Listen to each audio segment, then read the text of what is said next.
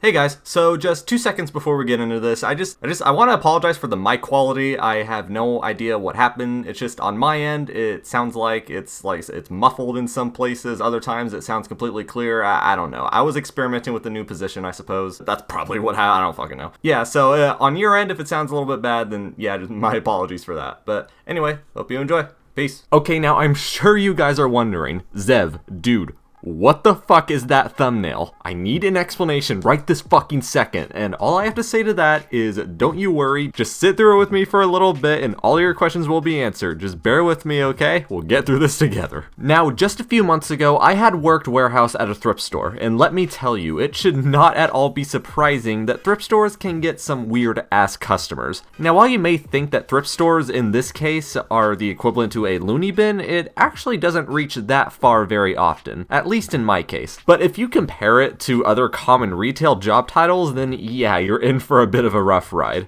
God, where do I even start? First of all, there are the same set of like 10 to 20 customers, sometimes fucking 40, who come in every single day, chill out on our furniture, and whenever a new cart of goodies come out, they're always the first to get it. This gets incredibly annoying because they don't even wait for you to park it. They quickly glance, hear that it's coming over, just bolt the fuck out of their seat, grab some stuff while you're moving. They don't even take any time. They crowd so closely that on numerous occasions, I had to warn them to make sure I wouldn't accidentally run over their toes. And oh my god, let me tell you about the bathrooms. Don't get me wrong, we did clean them, but that's about as effective as bug spray in Africa. Yeah, sure, it'll last you a little while, but after that, it's a shit show. Pun intended. Oh Jesus, I will never forget the time I walked in for a bathroom break and to see this older gentleman walk out with the dumbest smile on his face, like he just saw his first set of titties for the first time in 50 years. Once I chose my stall, I saw that there was shit plastered all over the toilet seat. This was so bad that I didn't even bother checking the other stall. I just noped straight to the upstairs bathroom. And even when I got there, my problems still weren't over. The big stall was a muddy mess, so I had to use the smaller one. I kid you not when I say these smaller stalls were half the size of a typical public bathroom stall. And I'm a really big guy. My legs were cramping so much from having to wipe my ass at an awkward angle. Oh ho ho, and trust me, it doesn't stop at the customers. Of course, thrift stores could be considered nearing the bottom of the career chain. People may rank it lower than food service, but in all honesty, it's damn good work. But that doesn't change that some of the employees coming through can also be quite the spectacle. It's a spectacle! Oh god, the amount of junkies we've had come in. Now, my store is incredibly chill, and the usual stuff that other places would kick you out for tend to give you unlimited chances. However, the worst case was when a friend of mine who is a huge drug addict had the very rare experience of actually getting fired. Yes, and firing is something that is exceptionally rare at this store. But oh my god, this poor guy would just completely phase out while working, and almost just completely fall asleep when he's moving furniture or something. I swear, he was starting to doze off while he started moving something with a hand cart, and that was, yeah, like, I just had to poke him. I was like, yo, dude,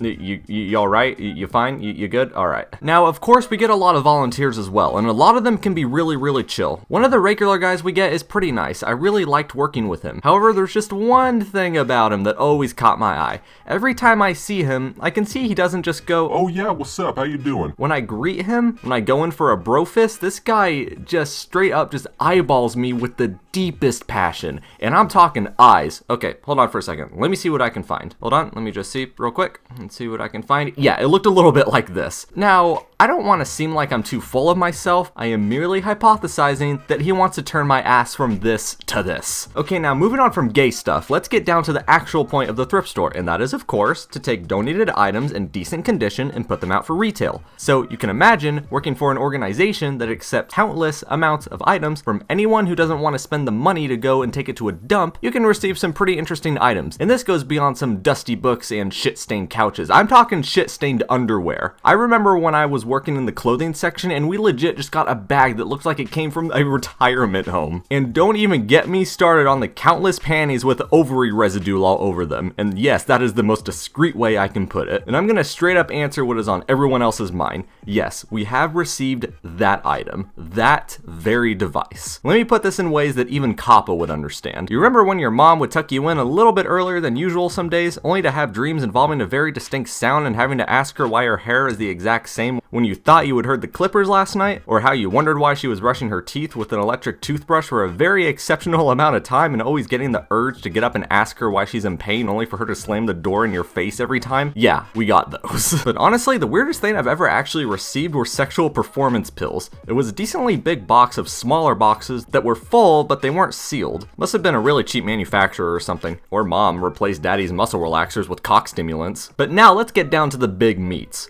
I worked at this store for over a year, and while we do receive some strange things along with strange individuals, not a lot of exciting things like conflict actually pop up very often. However, months ago there was an exception to this. So we had received and put out a fairly large dog cage. We were getting close to closing, and I was working in the area with large items that didn't constitute furniture. So before we closed up, I needed to get a couple things out and then clean. While I was bringing something out, I had noticed that a little boy was playing with some of the toys, except he was sitting inside the shelf instead of bringing them out to play. I was like, hey little man, do you want me to bring those out for you to play with? It didn't seem like he could speak very much. He must have been around like 3 years old, but he did understand me when I took out the toy he was playing with, set it on the ground, and made patting gestures on the floor for him to sit. Now let's bring up this kid's mother. Look, when you work at these places, you get a lot of cheapskates, and nothing pisses me off more when they come in to get something that is already well under half its original price and still have the goal to ask for a discount. So when this kid's mother asked me about a $20 rug, she asked if the price would go down.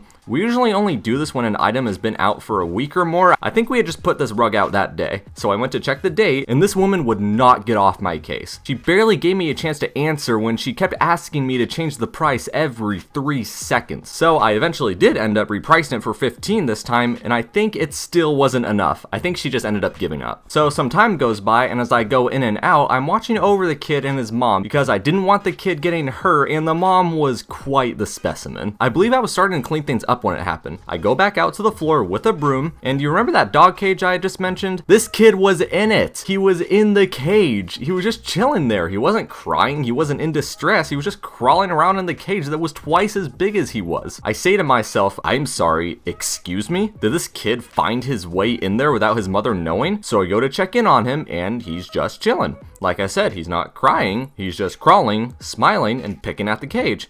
I examine it to try and get him out, only to realize I spent my time trying to open the side of the cage.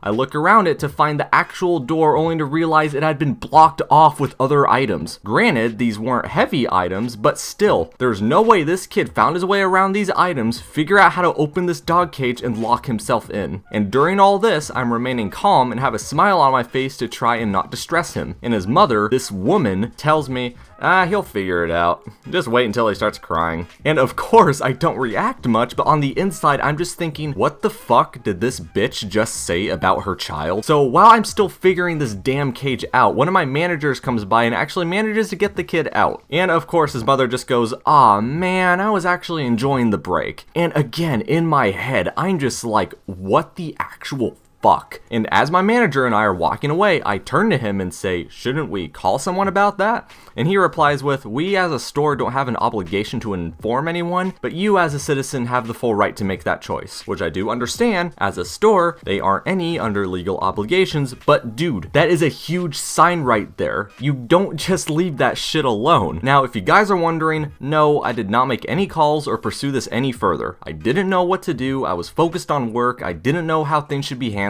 This was completely new to me. I had no idea what to do. I never got her name or the child's name. I do vaguely remember their faces, and my boss said she's a regular. I can assure you that if I ever saw her pulling crap like that again, I would not hesitate for a moment in getting this kid to a safer place, or at least putting some spotlight on this abusive mother. And again, yes, the kid was not harmed or in distraught, but for God's sake, his mother put him in a goddamn cage. Who knows what else she does when they're at home? Holy shit. So I hope you guys enjoyed today's videos on kids, cages, and anal sex. Thankfully not combined. Peace out, guys.